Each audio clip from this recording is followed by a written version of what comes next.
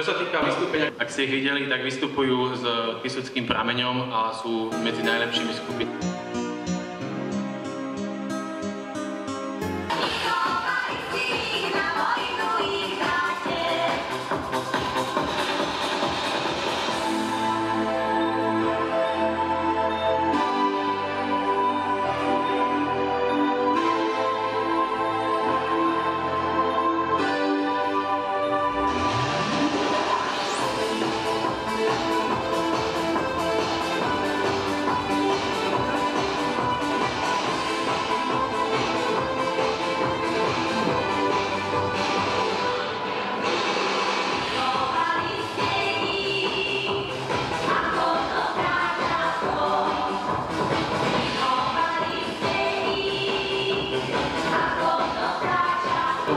Zmyslom tohto združenia je vlastne podporovať kultúrny život v Hosťovciach a akékoľvek dianie.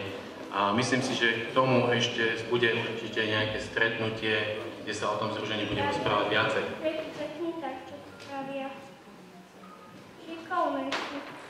Veď to vieš. Dnes si darček pozrieť smieš. Spravil som ho z lásky, mama. Veď to dobre vieš. Nie. Obitá cigánka, ha, vykríkol triedny čert Fero Malina. Fero, zapamätaj si, keď raz v živote začneš hovoriť hlúposti, ľudia si o tebe budú myslieť, že si naozaj hlupák. A to by si nechcel, alebo áno? Nechcel, zopakoval Fero a urazene nafúkol líca, verí až do veľkosti balónov pred prasknutím.